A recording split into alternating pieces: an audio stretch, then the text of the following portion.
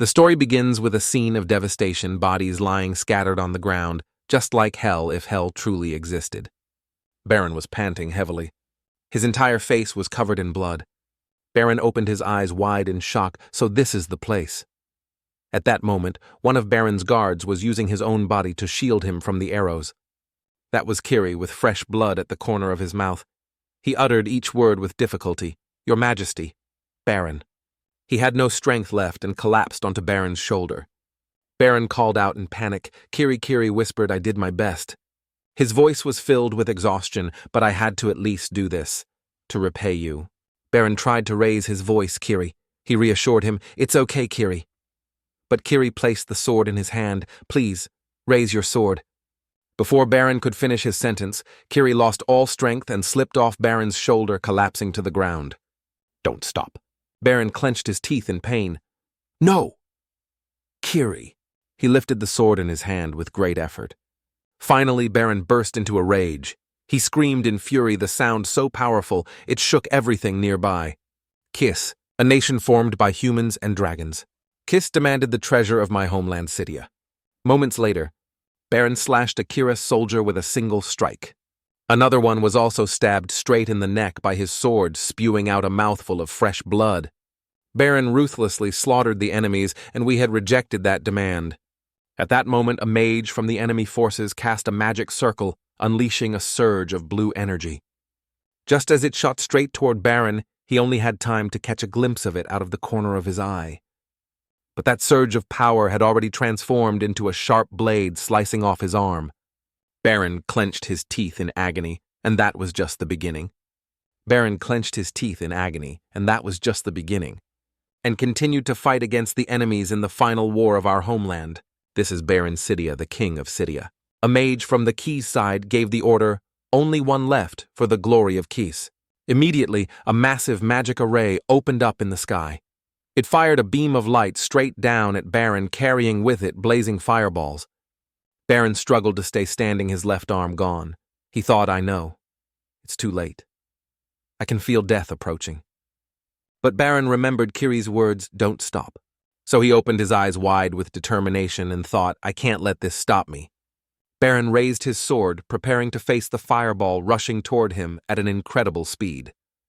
He slashed right through the center of the fireball, and in his mind there was only one thought, I am the sword of Secreta. At that moment, a group of people approached Baron. He looked at them, their numbers were terrifying. All of them wore hoods and had their faces covered. The magic legion of Kiris Vank and the one who started it all, the Mad King of Kiris Blun. Baron clenched his teeth in fury. His heart filled with hatred. They turned my motherland into a living hell. At that moment, one person stepped forward. That person removed their hood and said, An honor to meet you. I am the commander of Vank Accent. Accent spoke up. What is your name? Baron replied coldly. I've forgotten everything he said, then leapt forward with momentum. I am nothing but the sword that serves the king. As he spoke, Baron charged swiftly toward Accent and swung his sword. But Accent showed no fear. Instead, he smiled with excitement. He raised his hand using magic to conjure shards of binding ice. I will remember you well. The king of Cydia Accent, he said while controlling the shards of ice to pierce into Baron, sending him falling backward. Baron was struck down, yet his hand still reached out, desperate to keep fighting. His face twisted in pain, tears began to fall. In that moment, I saw it. My entire life. The collapse of my beloved motherland. And the moment all light disappeared. In a sunlit room, a voice called out, You must wake up now, Prince. Yan gently rang the small bell in her hand. Did you sleep well, my lord? He slowly sat up without saying a word, while Yan continued urging, You must hurry. Prince Blanche has already gone ahead. He quickly grabbed the blanket tightly and exclaimed, What, Blanche? He touched his hand in confusion. My hand. It was cut off. Hearing that, Yan turned pale. What, your highness? Why would you say something so horrible? The maidservants in the room exchanged uneasy glances, whispering to each other. His hand was cut off. Was he having a nightmare? Suddenly, Sen covered his face and screamed, Ah! Yan was startled. Your highness, are you all right? Karen, with the soul of Baron reincarnated within, was struggling inside, torn over the name that belonged to the one he hated most. Karen, with the soul of Baron reincarnated within, was struggling inside, torn over the name that belonged to the one he hated most. He spoke up and asked Jan who. Jan looked confused. What do you mean? But you still answered him as Kalyan Ran Kiss, the third prince of Kiris Karan. After hearing that, he was stunned and inwardly sighed that this was a terrible nightmare. In his mind, he tried to remember that person. Then he looked at Jan, who was watching him worriedly. Kalyan felt confused inside, wondering what had happened. He sat up and asked, "What day is it today?" Jan replied, "It's the 28th of August. Kalyan then loudly asked, "What year?" Jan blankly answered, "It's the year 522. "Is something wrong, Your Highness?" Jan asked. Kalyan grew flustered and thought, "Impossible, this is a whole decade before the final battle. The war broke out, originating from the timeline axis. A unique and mysterious artifact with the power to reverse time suddenly appeared in the Cydia Palace.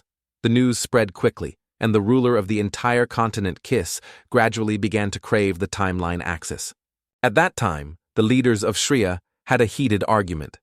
What do you mean Kiris ordered them to take control of the timeline axis? That's absurd. Kiris is indeed powerful, but the timeline axis clearly belongs to us. No matter what, we absolutely cannot hand over such a dangerous artifact to a rival nation. Our side immediately rejected Kiris's proposal, and then they waged war on us as if they had been waiting for this excuse all along.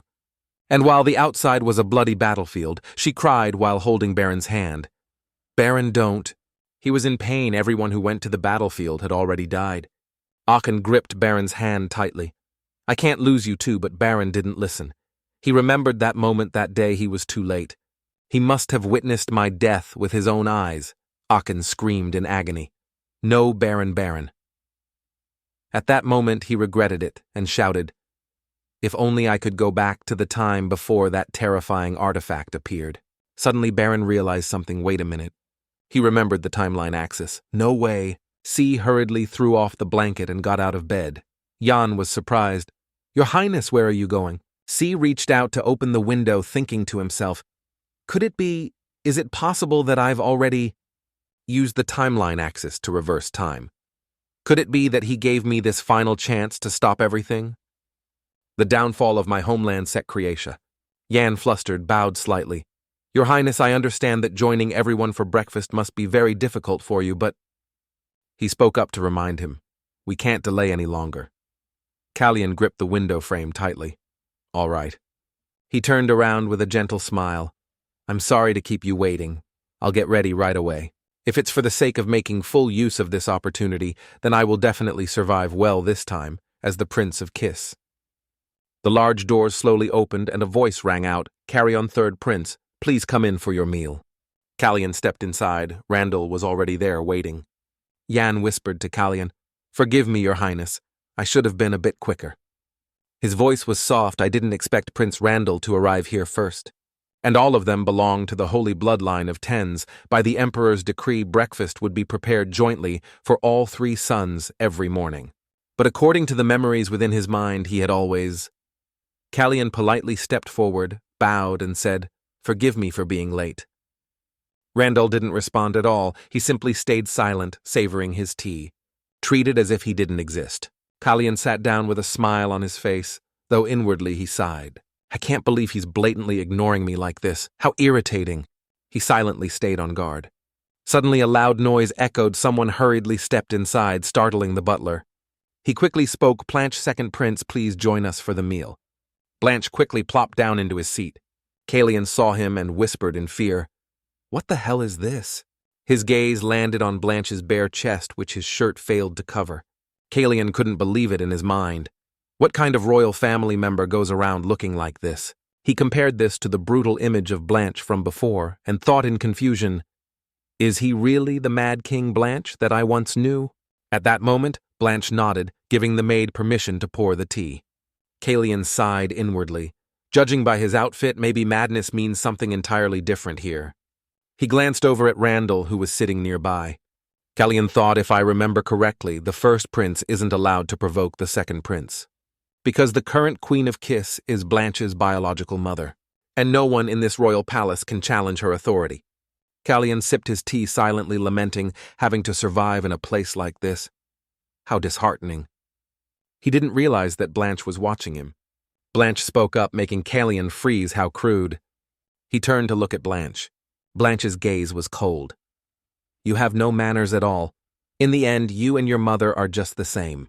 Callian gritted his teeth angrily. He gripped the teacup so tightly that his hands trembled, trying to restrain himself. I must endure. I cannot let the opportunity he gave me go to waste. But I still had the feeling that something was rising in my throat. Plant Truncuris, the one who devastated my homeland. Sea Lion glared at BLCH with hatred. I wanted to slash his throat open immediately. BLCH was startled by his gaze, a bit panicked and surprised. A teacup suddenly fell, creating a loud noise. LeBranche had swung his hand and slammed it to the ground. He clenched his teeth, furrowed his brows in anger. How dare you look at me like that, huh? Randall quickly put down the teacup. Enough. Callian and Blanche turned their heads to look at him. Blanche noticed Randall's gaze directed at Callian. He glanced over. He saw Cillian still wearing the same expression as before. BLCH irritably ran his hand through his hair. He slammed the table and stood up. I'm leaving.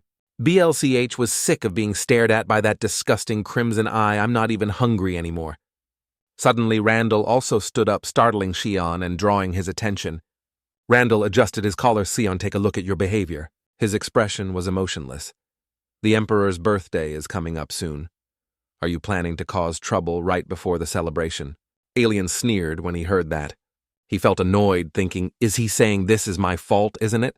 Because of that bastard who just stood up and left. Yan spoke up from behind. Your Highness, are you all right? Are you hurt anywhere? He knelt on one knee to wipe C's shoes. Honestly, you run into this kind of thing every day. Please forgive me, it even splashed all over your shoes. Cilai looked at him with satisfaction, thinking, at least I still have a loyal servant to take care of me better than relying on myself. Even though he witnessed terrible things happening to himself every single day. Callian placed his hand on Yan's shoulder. He spoke, Yan, thank you for caring about me. Yan was surprised to see his smile, thinking normally Prince Callian would just cry in silence. But now, he's smiling. The first queen of Kirish Dragon was Fanan. She had hair as black as the night sky and eyes like sacred fire. Xion was the only prince who inherited her physical features.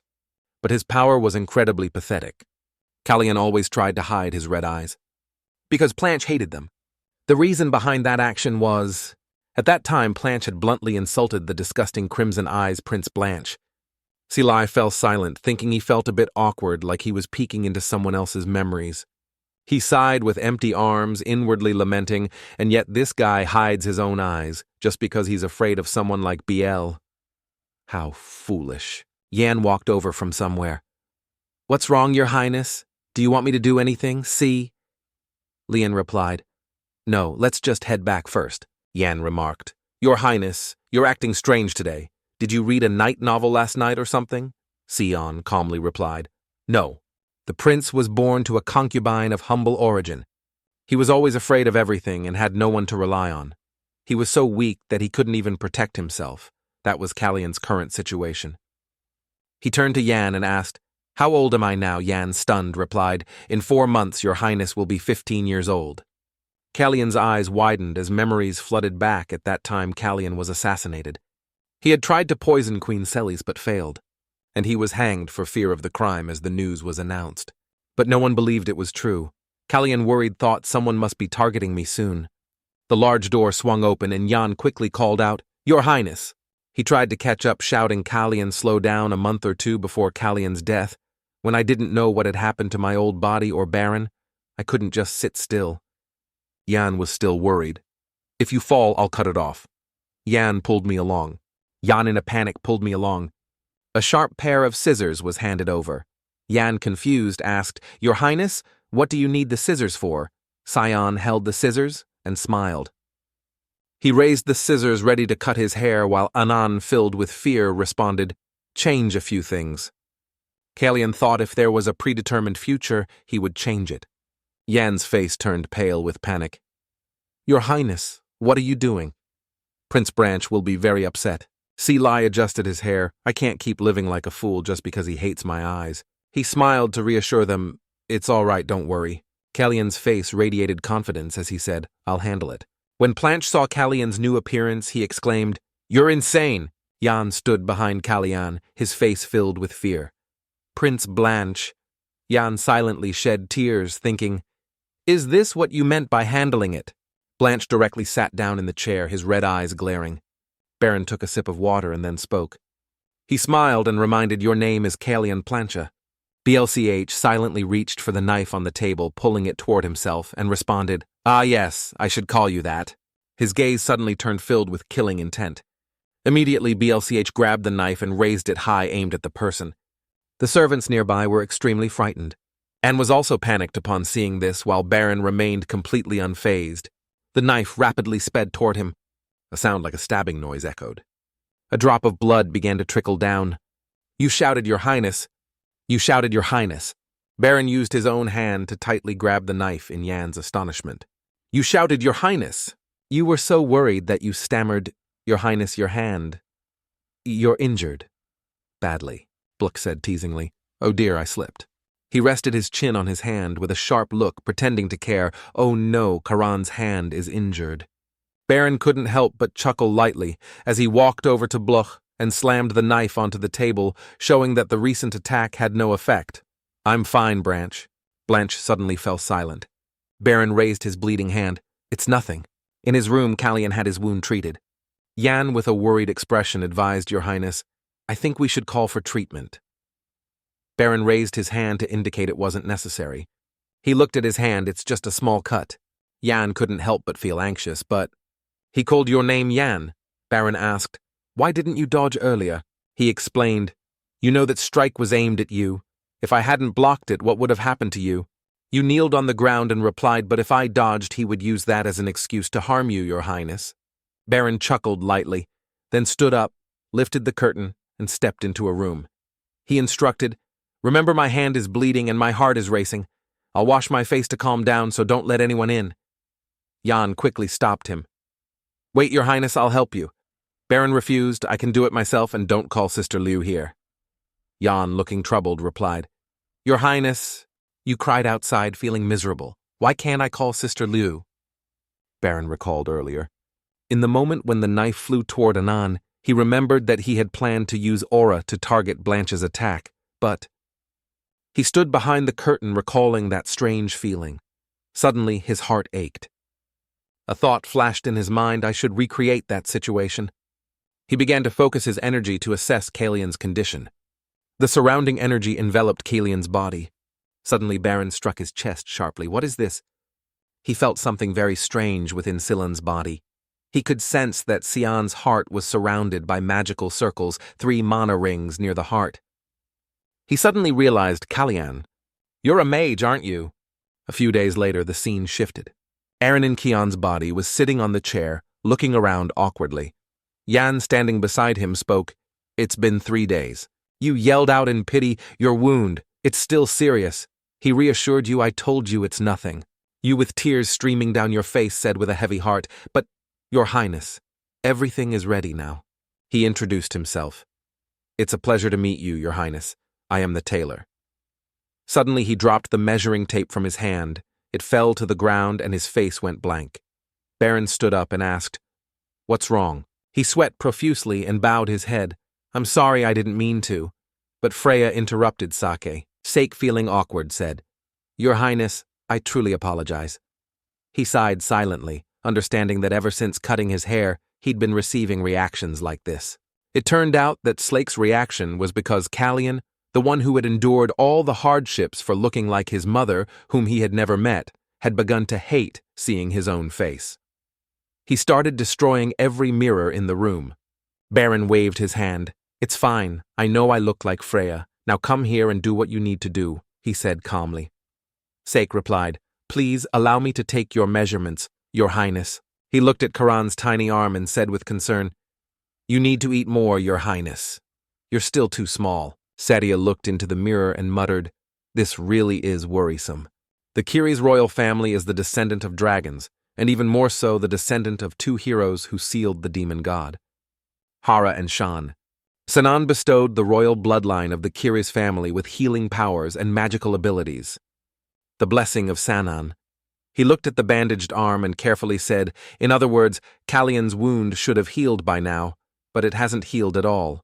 Srita felt a sharp pain in her chest, and every time she used mana, her heart would throb painfully. Baron was wondering, is there anyone who understands mana? Sake proudly said, I've prepared outfits that are perfect for the Emperor's birthday banquet. He suddenly realized, that's right, the birthday banquet. He realized the opportunity had come. In that case, he would go there. The great mage Ellen, I must meet him. In Baron's mind, he was one of the 3 or 4 people who were the legendary 7 archmages. And he was the idol of all mages in the past.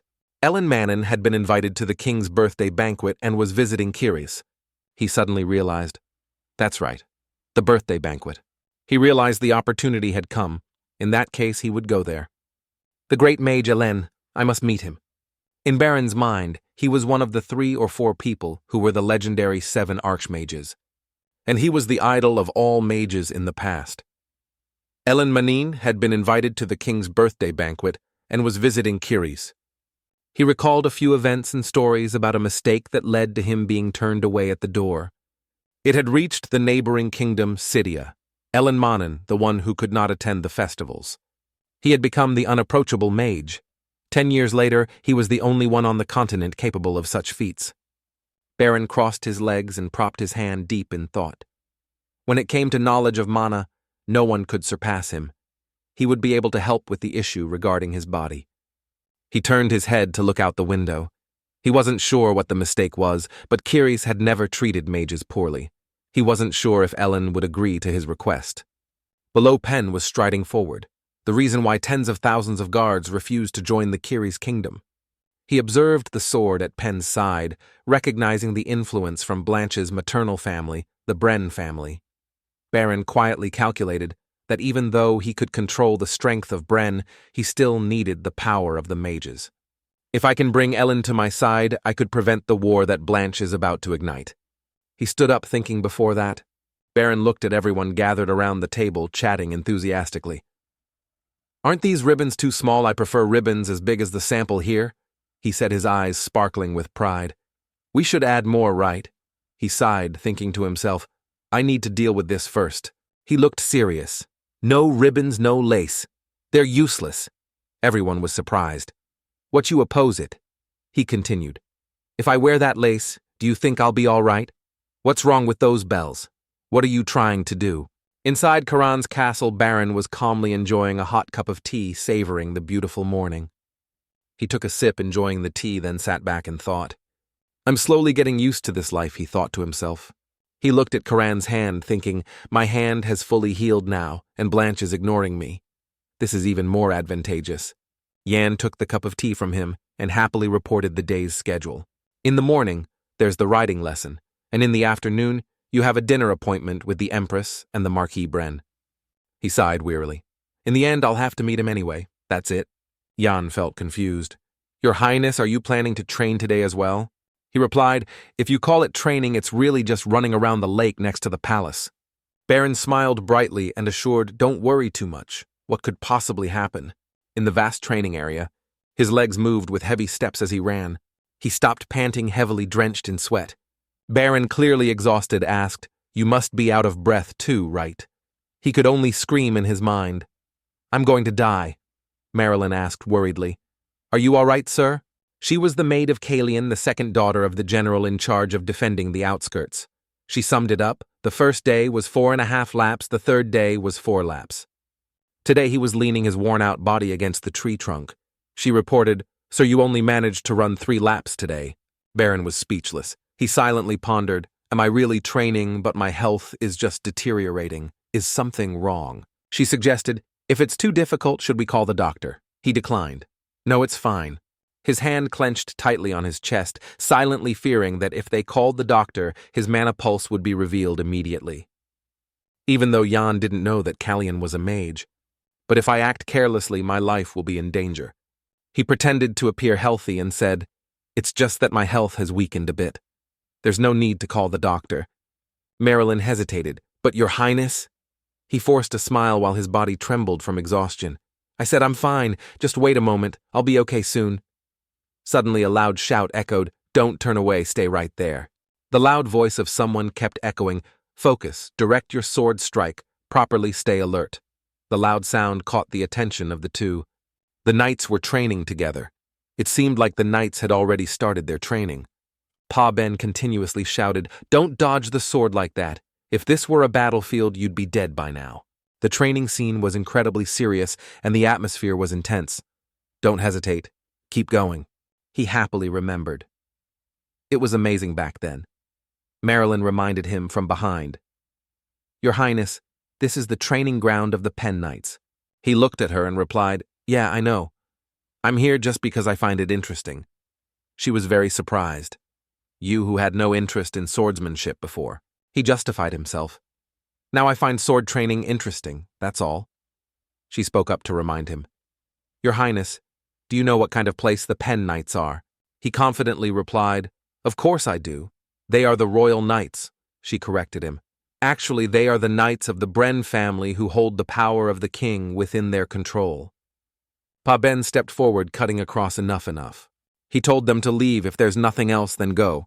He found an excuse. The knights are getting distracted by your presence, and they can't train seriously because of it.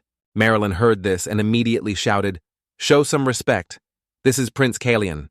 He showed a fearful expression. "Is that so? You're Prince Kalian?" He said, then laughed mockingly. He teased, "I thought you were just some random person. You're just some cowardly rat sneaking a peek, aren't you?" Kalian could no longer hold back. He was so angry that he burst out laughing. "Gods of heaven and earth, what a joke." Marilyn quickly spoke up in defense. "How dare you speak such blasphemous words in front of His Highness?" Pa Ben, unfazed, replied, "I already said I misunderstood him. Why do you have to be so sensitive? The prince doesn't even care about it." As soon as he finished his sentence, he looked at Kalian and was immediately taken aback, horrified. A strong, intimidating aura radiated from him, causing everyone to hesitate.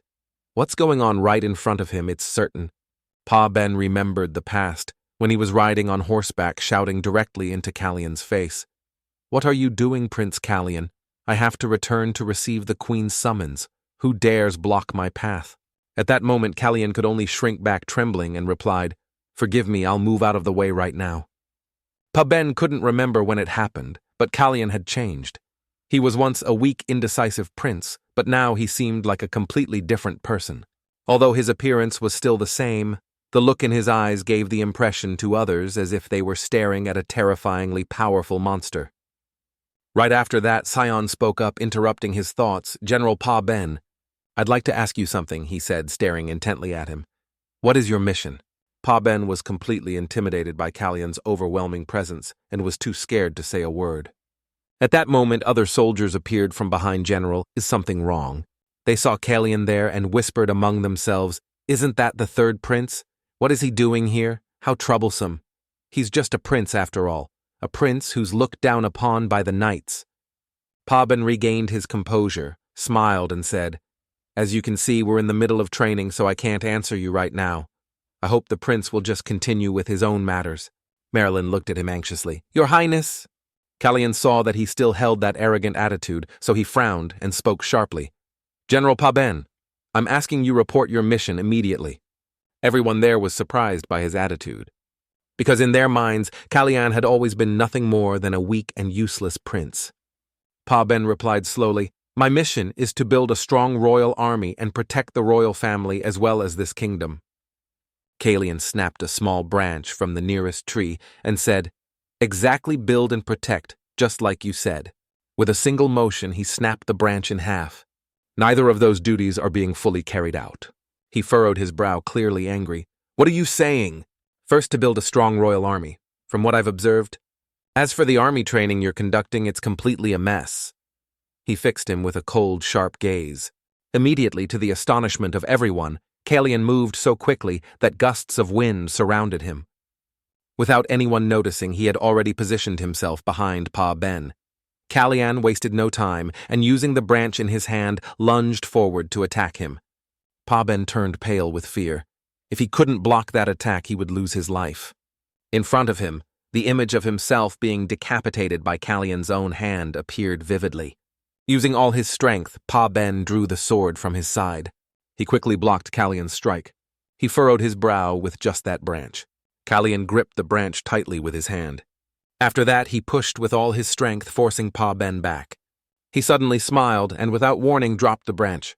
Pa Ben's sword was immediately knocked away, flying far off and embedding itself into the ground. He smiled and glanced at him, Pa Ben clutching his wrist in disbelief. You couldn't even predict the movements of someone who's never held a sword like me. You've disappointed me, Kallian said. As Pa Ben fearfully looked at his trembling hand, he thought, what the hell is this? His behavior. And that damn aura. Kallian held out his wrist, which had a red mark on it, and said, You're supposed to protect the royal family and kingdom, yet you dare show disrespect to a member of the royal family like this. You even dare use a sword to harm a prince. Should I consider that an act of treason? Kallian asked, furrowing his brow as he looked at him. Pa Ben was so scared that his eyes widened in shock. Is he really the third prince I once knew?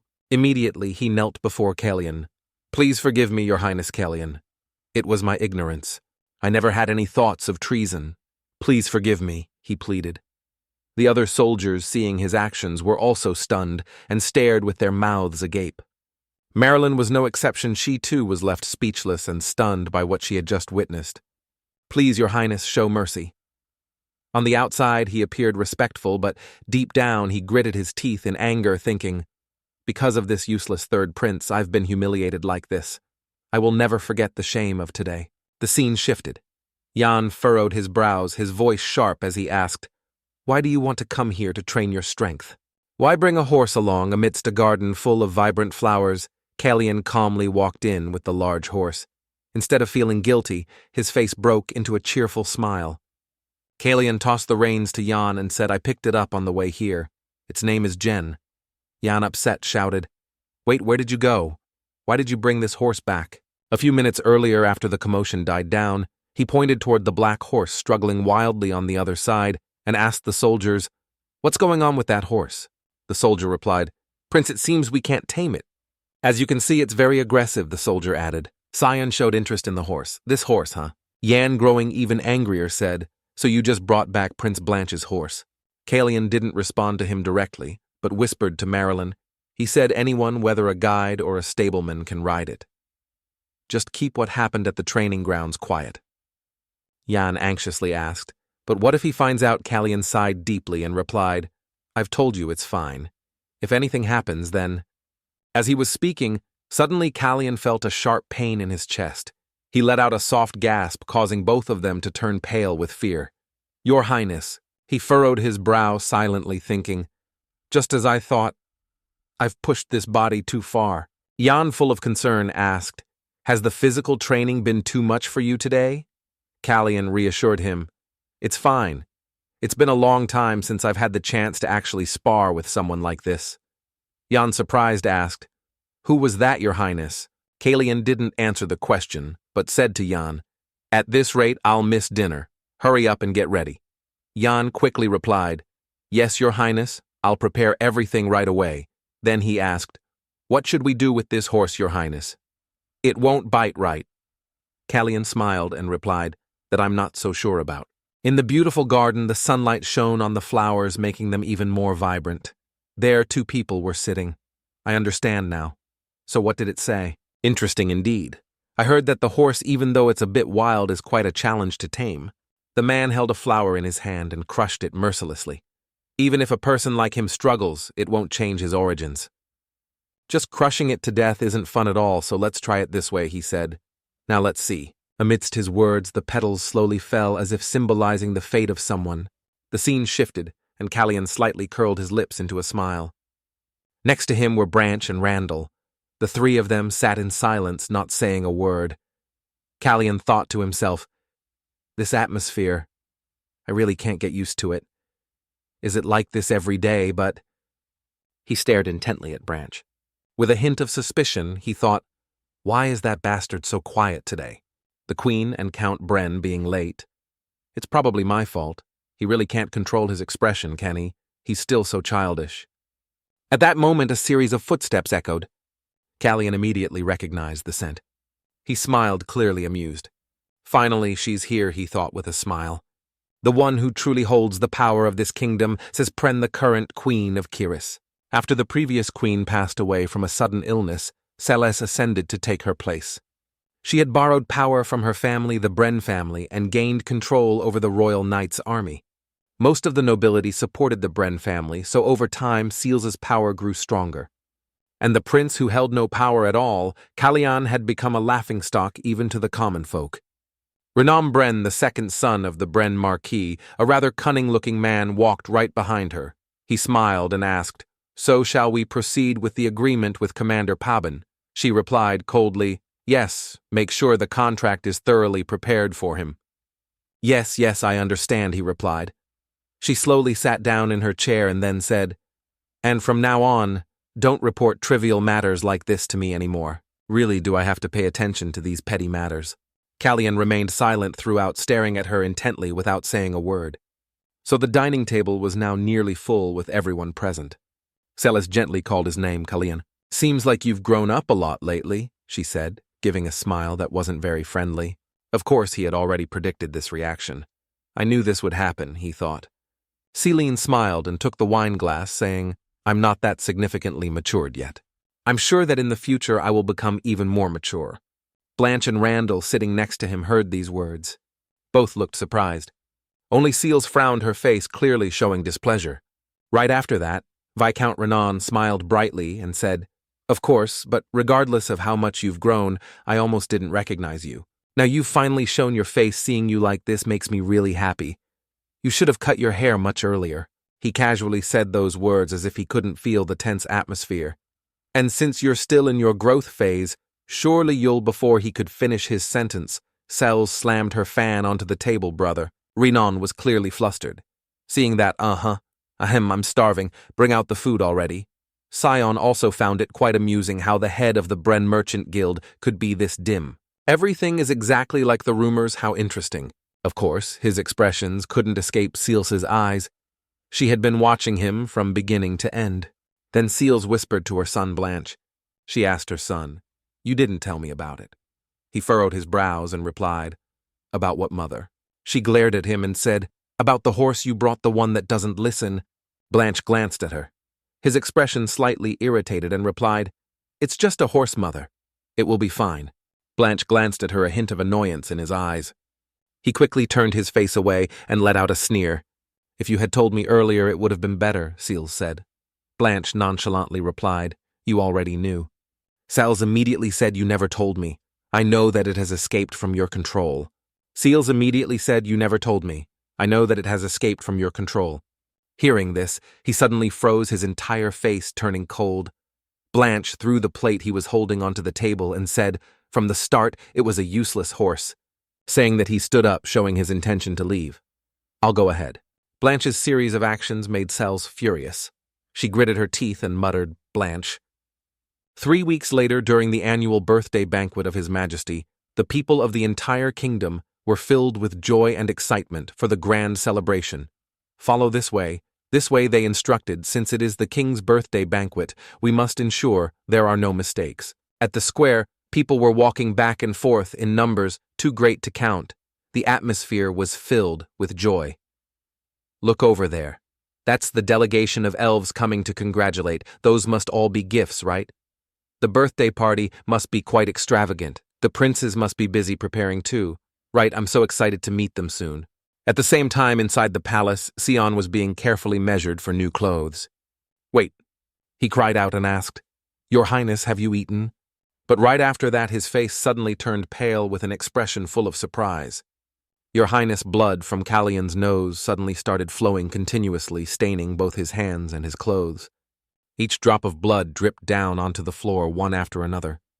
Kalyan's nosebleed kept flowing, causing the servants to pale in fear. Yan saw this and quickly ran to the prince. "Quick, bring the bandages here," he said, as he held his nose and reassured them. "It's fine. It's nothing." Kalyan smiled and reassured them. "It's just that I haven't been sleeping well lately. See, there's no more bleeding."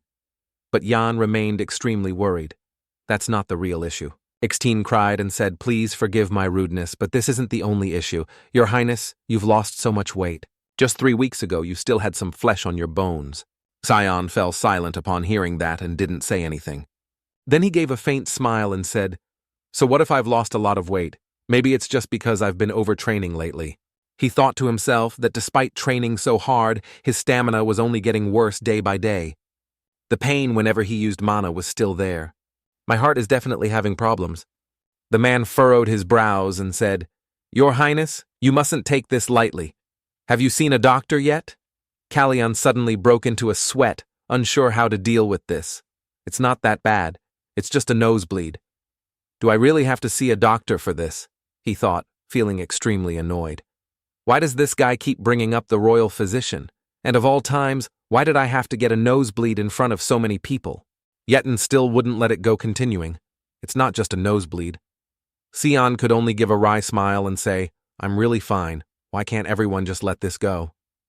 Just then Yan jumped in and said reproachfully, I knew it. It's because you were picking your nose again yesterday.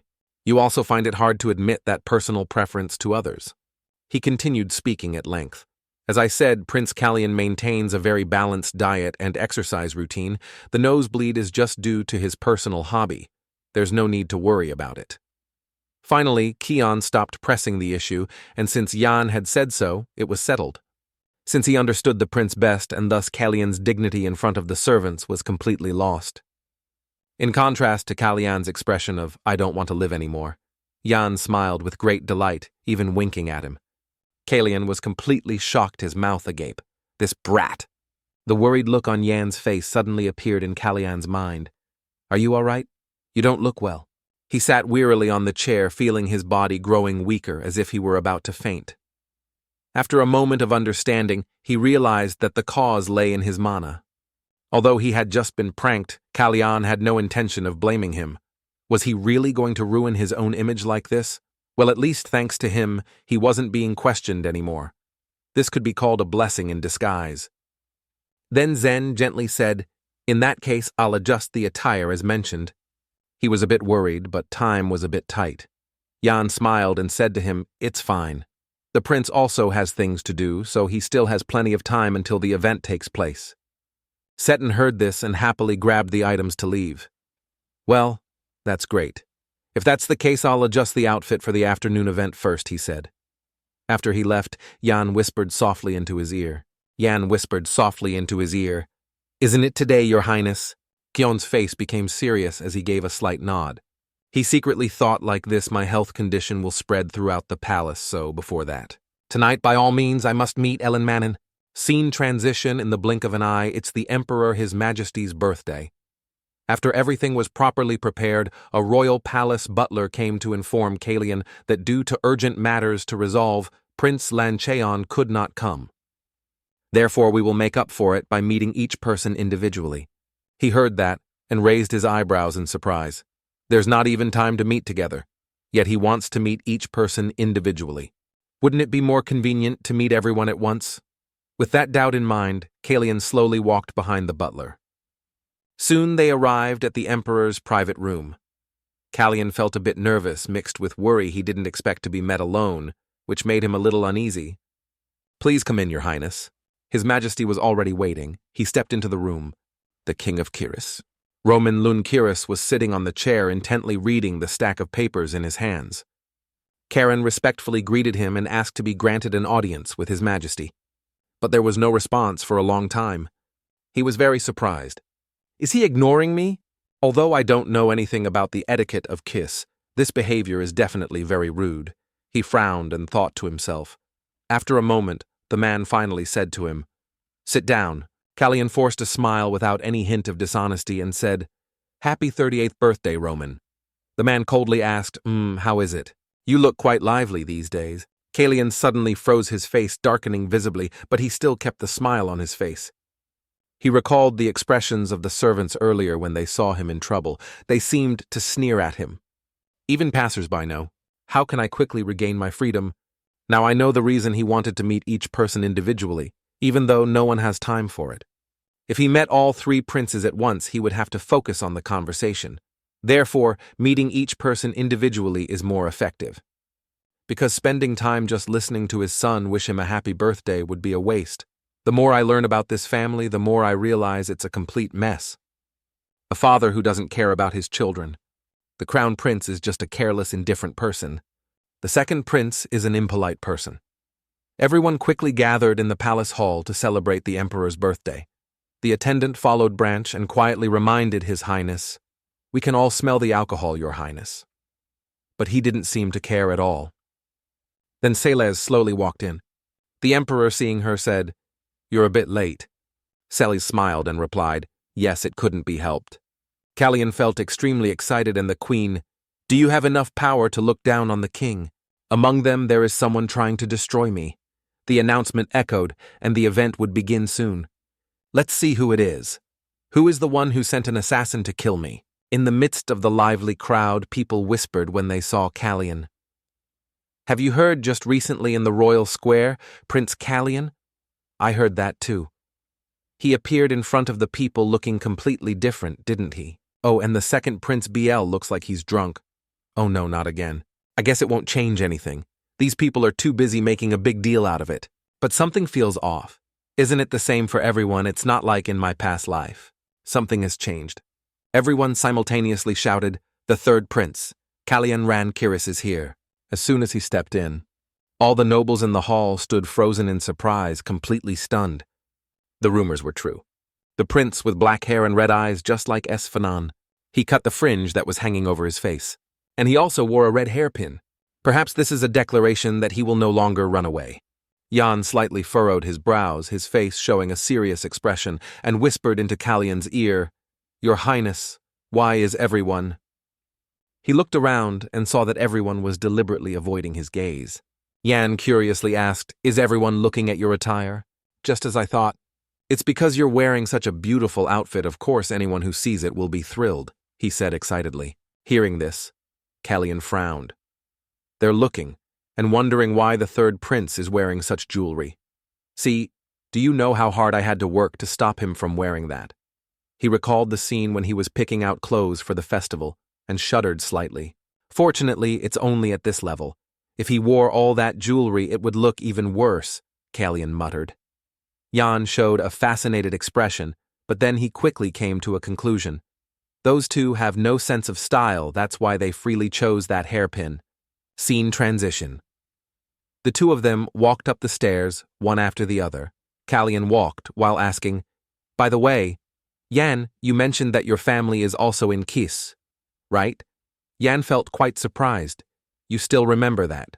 "My sister and my father have gone back to our hometown while the others are living in Karis," Jan replied. He then asked him, "I see.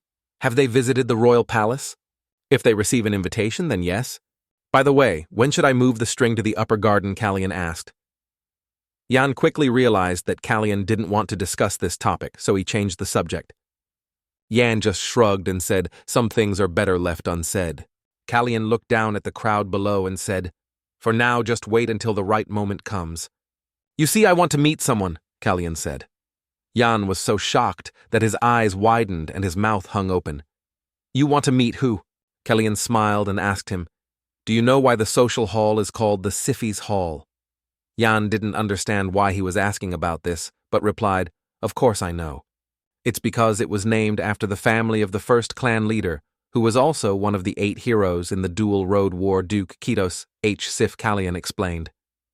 The only Duke family in Kiss the Sfit family, despite having immense power, has remained loyal to the royal family for the past 500 years, wholeheartedly protecting the territory of Esfanan. Callian was very intrigued when he heard about this. "When I was young, I was really impressed by this story." Jan quietly whispered to him, "Your Highness is the person you need to meet."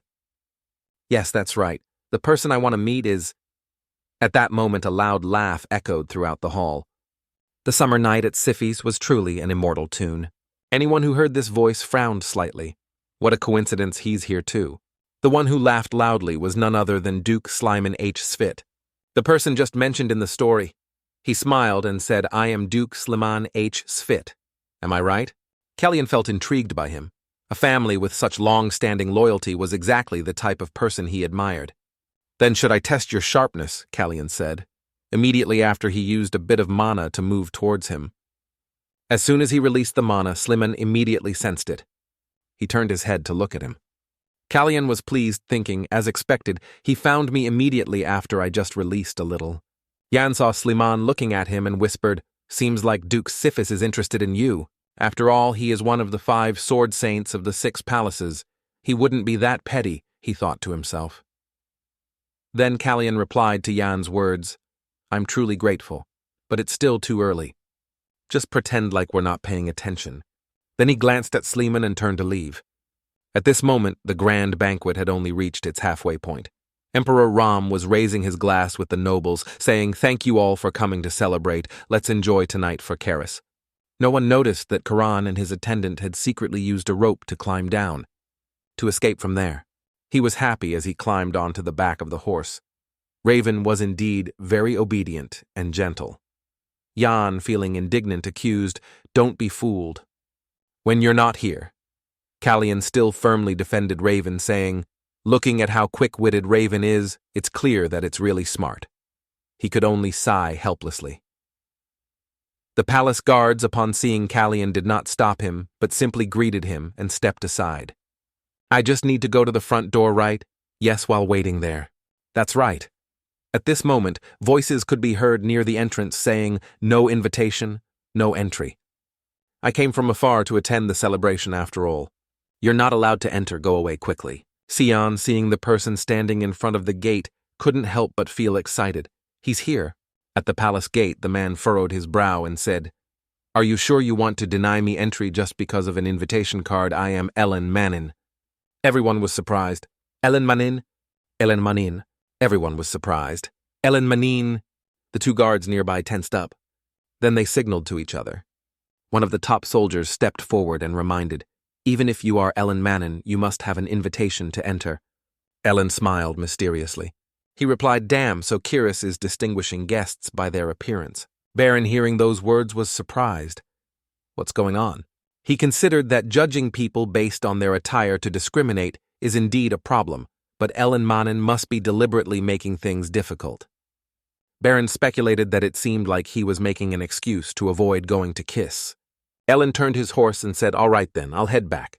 He felt a bit worried. What if we let him go like this? Jan immediately shouted, No, the king has ordered that no one is allowed to leave while the festival is ongoing. Ellen continued to move toward the outside. Baron, seeing the urgent situation, quietly worried. At this rate, I'll lose track of him. He suddenly spurred his horse and rode off, not forgetting to instruct his attendant, do whatever it takes to stop the soldiers. He rode on horseback, giving orders, Go Raven. Jan, still unable to process the situation, exclaimed, Your Highness. The guards were extremely flustered at this moment, trying their best to stop him. Your Highness, please get down from the horse. A knight shouted loudly, reminding the king has ordered that no one is allowed to go outside. Baron disregarded all attempts to stop him and rushed swiftly toward the outside of the palace, leaving the knight startled. Everyone shouted, The prince has left the palace. Everyone shouted, The prince has left the city. Everyone shouted, Hurry, prepare the horses and chase after him. Yan felt awkward, thinking, What should we do now? He remembered Callion's instructions. Yan, do whatever it takes to stop the soldiers. Yan bit his lip, regaining his composure. I am the attendant of Prince Callion. No matter what, I must protect His Highness. This is my duty. Yan shouted loudly, drawing the attention of the knights and guards. Stop right now.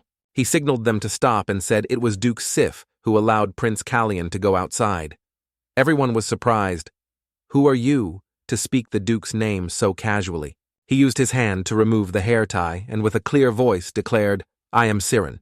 Under the moonlight, a gentle breeze made his hair flutter. He was the eldest son of Duke Sif. The castle echoed with a hearty laugh. Siren slapped his thigh, laughing loudly without stopping. Jan, sitting next to him, was so embarrassed that his cheeks turned bright red. He was frustrated, thinking, there's nothing to laugh about. Then he said, Father. He laughed to the point of tears and replied, Sorry. I can't believe my son came up with such a clever move. He kept patting Jan's head, praising him. My son who left home just to raise and teach a little brat. His father continued to praise him endlessly for his cleverness, but said, That was the right decision, though. Jan retorted, No. Your Highness is about to ruin the relationship between father and His Majesty. His father confidently replied, He won't ask, don't worry. Ian was surprised and said yes. His father reassured him he won't suspect anything. It seemed that Sleeman understood Roman's character well. Roman was very suspicious.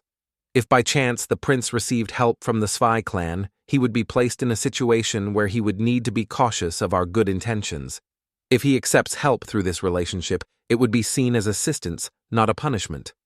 This would be similar to acknowledging a peaceful relationship between our families, and the prince and Bren would likely notice that something is off. He suggested a solution, so let's bury this matter as if nothing ever happened. He seemed unwilling to get involved in anything regardless of the reason for His Highness leaving the city. Outside the palace, Kalian was still following Ellen. Ellen spoke up. "It seems you didn't come all the way here just to criticize me for showing up uninvited, did you?" He removed his hood and turned around, asking Kalian, "Why is the third prince of Kiris following this old man?" Baron quietly rejoiced upon hearing this, thinking, if it reaches the 7th lightning ring, there's a chance for reverse aging. Perhaps I'm about to witness that ability with my own eyes. Baron casually asked, "It's late, are you still planning to head back?" Ellen explained, "Every time I try to open a closed door, another one is often placed too high." Baron, though smiling, seemed angry as he muttered, "What does he mean by the door being too high? Is he trying to argue with me? Well then, he's asking for it." Baron responded, "I say this because you keep focusing on a door that's already closed while there's another door waiting for you. Where did you hide the invitation card?" Baron tried to think of a way to handle the situation, thinking I've been too focused on blocking the wind and forgot to wipe the dust off the doorframe. I didn't think the guards would make such a mistake just to prevent outsiders. Len was extremely surprised upon hearing this. He didn't apologize but instead assessed me. Was it because of his straightforwardness, or was he just being rude? He gave a mischievous smile. He seemed like quite an interesting prince. He observed Kalian and assessed that upon meeting him for the first time, the look in his eyes was not that of a 14-year-old. He suddenly realized something. After finishing his words, he suddenly called out, "Lower the phone." In Kalian's confusion, he grabbed Kalian's hand and said, "May I have a moment, Your Highness?" Kalian flinched and asked, "What are you doing?" Around Kalian's hand, there seemed to be a red energy surrounding it. Suddenly, he felt his heart ache tightening painfully. Baron noticed that Ellen's mana was flowing into Kalian's body. It seemed that he had reached his limit as the flow of energy became stronger and stronger. Kalian quickly shook Ellen's hand off the force of the energy, pushing him back.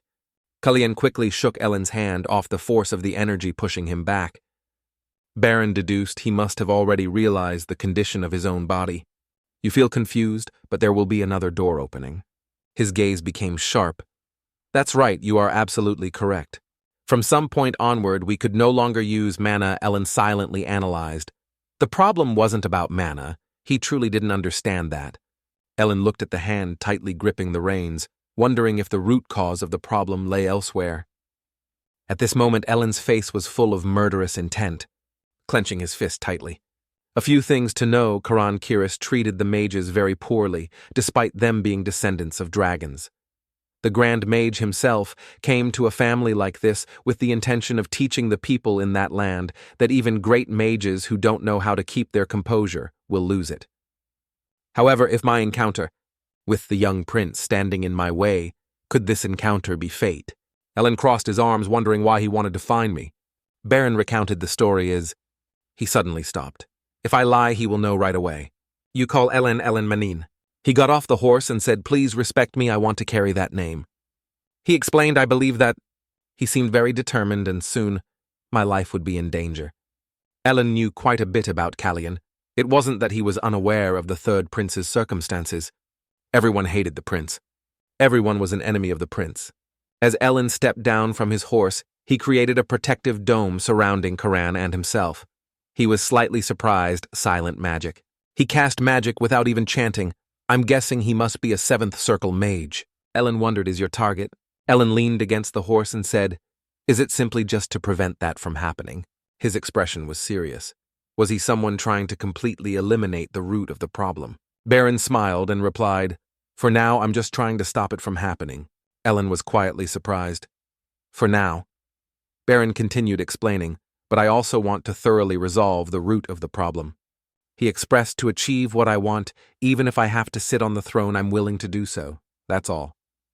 Ellen didn't expect that the throne for him was merely a means to an end. How could it be when he was just a prince with a body slowly dying away? He could see the determination in Kallian's words, a prince with a personality similar to Sif's, a prince who needed him to achieve his goals. He subtly smirked, finding it quite interesting. The shield Ellen had set up was removed. He suggested, "Then send me that invitation again. Let me see what you can do." Baron smiled in satisfaction. He immediately knelt down, showing his plea. Karanlan Kiris humbly asked, "May I have an audience with my master?" Elaine was filled with pride. "I, Elaine Manin, will accept the prince's invitation, save you." On the side, Yan Yiho, "Are you sure the people in the palace don't know who I am?" Slan remained calm and reassured. "I told you I've handled everything. You don't need to worry. If it weren't true, you wouldn't be able to stay by the prince's side." He explained happily, "That's right, you're from the royal family. How could you not resemble your noble lineage at all?" He fell into deep thought. His hands clearly showed that he was a bit worried as he looked around. He wondered what's going on. He replied, "It's doing very well, the position of the head of the branch family that you left behind." He stood up and stretched. "Anyway, if you get tired of being a servant, you can always return to your old position whenever you want." He sighed. "It will probably be a while before we meet again, my child." He lowered his head, puzzled. "What do you mean by that?" "Father, we'll meet again in 3 months, right?" His expression grew serious. "Do you really think about leaving?" He seemed uncertain. "Are you really willing to give up the position of the prince's servant?" He was unsure. "Are you really planning to quit being the servant of that brat?" He remained silent for a moment before replying. "He will soon be 15 years old." Slan was about to say something. Suddenly he called out, "Hey, son." He asked, "Do you know the nickname of our Sifi's family?" You hesitated and replied, He smiled lightly. "Exactly just like you said." He clarified the elephants of Kiris. He imagined that the family was like gentle elephants in front of a pride of cunning lions. "It's been a long time since we've fought for the throne. But when the lions begin to attack, those gentle elephants also become powerful. And we are strong. And they are called the kings of beasts, those whom even the zoo cannot touch." You looked at your father with a confused expression. "Why is he suddenly saying this?" He shouted, SL Man teasing. "Why, I'm talking about my name, the one you betrayed, and it's very powerful. That's why." He hugged his son tightly, saying, "Just do whatever you want." You could feel the warmth of happiness. Before it could even be romantic for 3 seconds, he hugged his son tightly and said with a smile, "Anyway, this brat makes me worry about you so much." Yan struggled. Stop it, father. It hurts." Around them, the air was filled with the sound of his son's screams, as if he were about to die. You straightened your clothes with a serious expression. "Anyway, the Sifi's family..." Slan was surprised. "What suddenly?" Yan bowed his head to his father. "Well then, see you next time, father."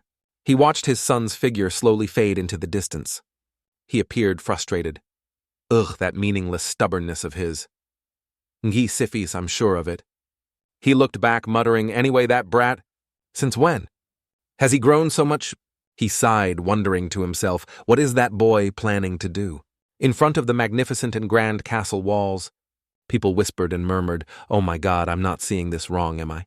Everyone was focusing their attention on a black carriage. Was that really the symbol? A special symbol that surprised everyone, 7 blooming roses and a silver wand. A woman remarked, "I heard about his pact with Peon." The person beside her questioned, "But why would he come to kiss?" The two of them took turns discussing eagerly.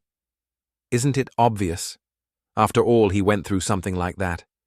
If it weren't for his relationship with King Reuben, he would have been abandoned by now." The whispers continued nonstop. "It must be because of that rumor, right?" "That's right. The son of Ellen Manin is..." Suddenly, the person in the carriage stepped down. They paused their conversation. Stepping down was Ellen. He smiled to himself, quietly praising his new disciple for doing some very charming things. Back to yesterday, Sen happily guided Goddess Master. Exactly at 9:30. He instructed, "You need to be there and open the door at that time."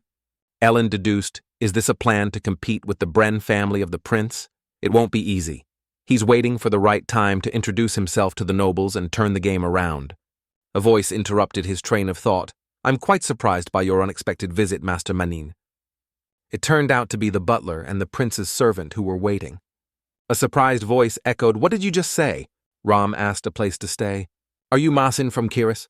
"Yes, we need a place to stay in Kiris." He fell into silence. He calculated carefully to confront selecting.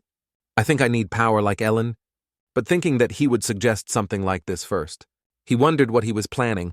As if understanding Roman's curiosity, Ellen explained honestly last night at the square. He made up an excuse. I saw a black cat with red eyes. Rom, hearing this, sprayed some glue. A black cat. Then he forced a smile and continued making up. He's quite smart, so I think I should teach him some new things, but I don't have a place to stay. Hearing this, the red-eyed black cat isn't much different from any other cat. Rom asked cautiously, "What are you planning to teach the prince?" He smiled and replied, "Of course, magic." He sipped his tea calmly and said, "Not only that, but I also plan to create an environment that the cat will like. If I want to do that, I need help from the house owner and clean the house a bit." Roman was very surprised when he heard the request. He was concerned, will you be able to manage it? He didn't hesitate to affirm, I have decided to take Prince Callian as my disciple. Therefore, Bren cannot stop me, and I won't just teach him but also give him to the prince. So if the master avoids this and decides to help your prince, they won't be able to stop me. All these thoughts are truly the prince's invitation. He clenched his fist, hesitated, then stood up and declared, "All right, I will provide you with accommodation." He added, "This house is already very messy, so I can't let it get any messier." He walked toward his desk, but for some reason I was quite curious. I heard that child wasn't anything special. He found it hard to understand. Not special. He silently thought even though the condition of his health was indeed hopeless. He remembered the moment when he held Callian's wrist to the point that finding something normal was difficult. He had heard that the child had many fears, so thinking about that child, someone who seemed to even fear horses chasing after him, but why from before? He was only talking about what he had heard. Rom interrupted his train of thought, saying, "If he were extraordinary, I would have heard about it already." He hesitated. "Your prince. Perhaps you know his height." At this, the two of them fell silent and stared at each other. Ellen casually explained, "By any chance do you know the prince's height?" Seeing his silence, he was sure in his mind that just as he thought he didn't know anything at all. He stood up. Depending on the moment, attention could be a poison while indifference could be a remedy. However, he solemnly expressed, "Being busy is not a good excuse, Your Majesty." The room fell into silence. He clearly showed his displeasure. As for Masin, I will overlook his attitude of not knowing his place, assuming it's due to his concern as Callian's master. He was truly angry how ridiculous it was that I had to explain this, but I genuinely cared about the prince. He walked to the door and grasped the doorknob. Especially that child Kion. He is truly my most beloved child. Roman dismissed him. "I think we should end this conversation," Ellen muttered, waving his hand. A red circle appeared around Roman, just like when Ellen met Callian. He stood outside the circle and said, "That's enough small talk, Your Majesty. Please take a look again." He questioned, "What the hell are you doing? How can you use magic in the royal hall?" Ellen recounted what he had observed. His lips were dry, his breath shallow, and his skin pale and wan. And beneath his nails it was gradually turning purple. His clothes had been sewn in a hurry. It would take about a month to make a set of clothes, but they had been altered to fit a body that had lost a lot of muscle mass. He recounted how Callian's health had deteriorated.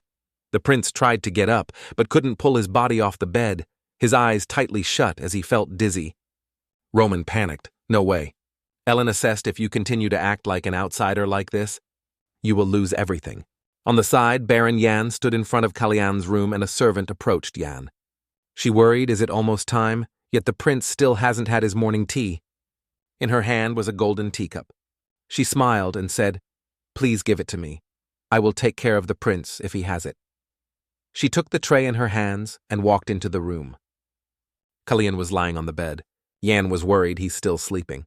Was yesterday too much for him? Hello all brothers and sisters who have returned to my channel. Today I will summarize full season 1 of the story, reincarnated as the Prince of the Enemy Empire. This young man is named Baron, the brave Prince of the Secreta Empire. In the final battle, Baron chose to sacrifice himself to protect his country from disaster. However, instead of ending his life, he was reincarnated 10 years in the past as the useless Prince of the Enemy Empire. Aware of his new mission, he decided to overthrow the unjust regime and return freedom to the people. With new strength and knowledge from his previous life, Baron began his arduous journey to fight against the Kiri's empire.